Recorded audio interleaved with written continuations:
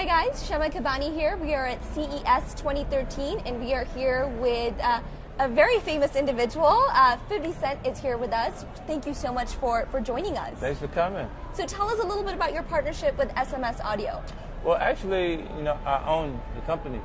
SMS, the concept and idea, I had it like 3 years ago, and I came with a 3D rendering of the style that I wanted to actually do, but I had to acquire a company, Kono Audio, in order to have the actual staff that can make this vision come together, and they've been able to successfully get me to this point with SMS Audio, and I'm excited.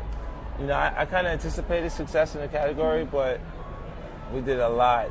In a year's time, we've launched in 46 countries.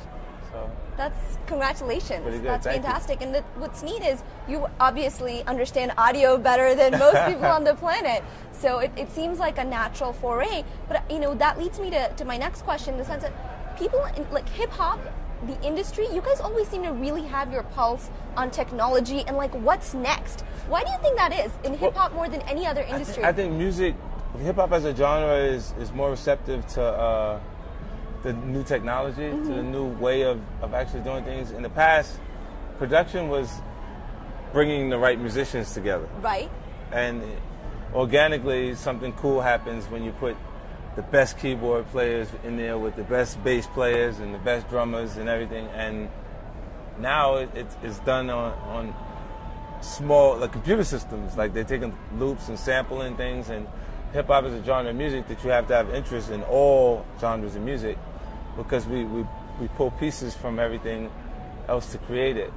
And the headsets are a reflection of that also, because I wanted it to be professionally tuned properly for the best possible quality sound without it being specific to what the end game is for hip hop music. Is to hear the process of making it is necessary for you to hear things the right way. And then I get demoitis, meaning if I hear something one way for a long period of time, once it's different, it's just wrong because it doesn't register the same. That's how you're used to hearing it. Okay, that's very neat. And so you obviously wear a lot of hats. You're a rapper, you're an entrepreneur, you are a philanthropist, like you're doing a lot of wonderful things. What do you think the key is to managing all these sort of brands without really losing what you love to do? Right, it's only associating yourself with things that relate to your lifestyle that it keeps you in, your personal interest in it at the same time. So it's like you can exercise the whistle while you work concept, because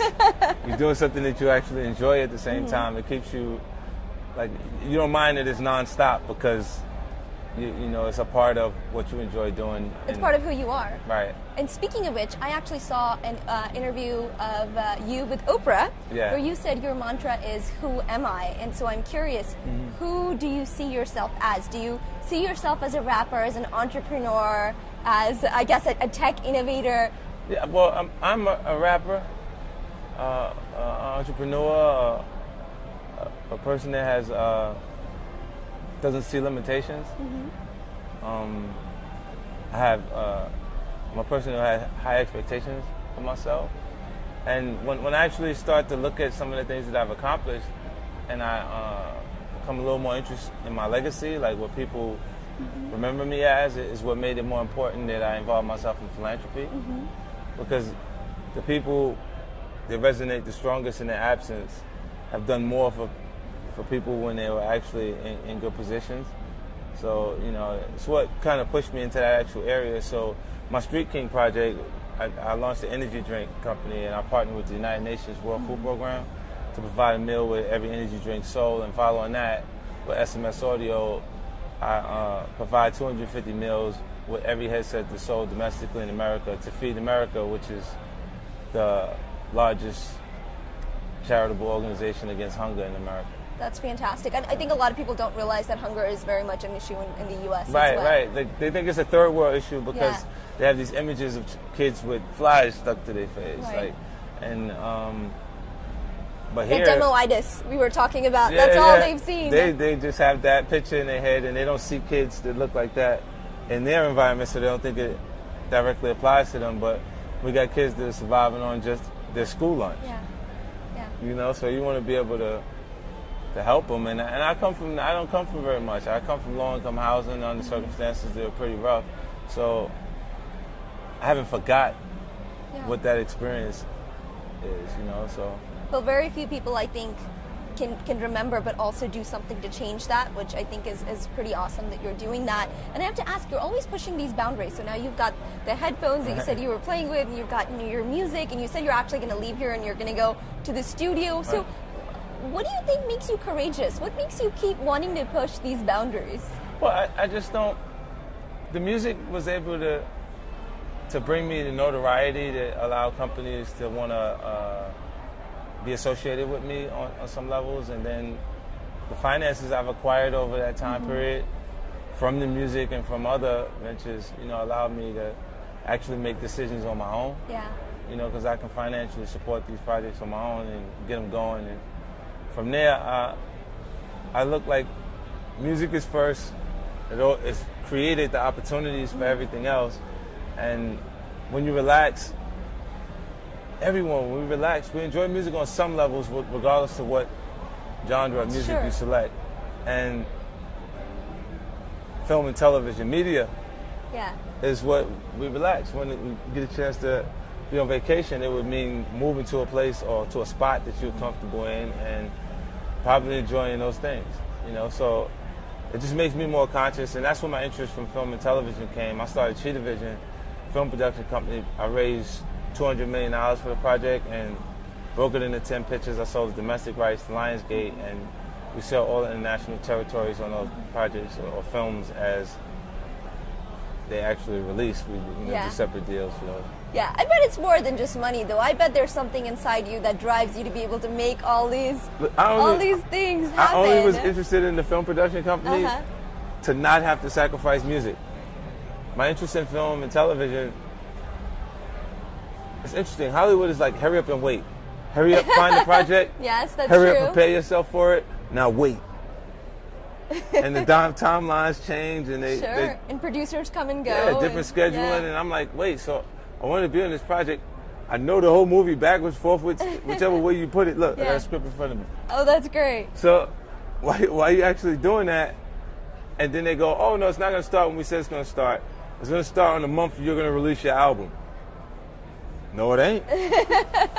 Yeah, so that's what it is. Then it's a sense of control and being able to do things, and you're not waiting on someone else. You have the resources to do it. That's freedom. So is director next for you?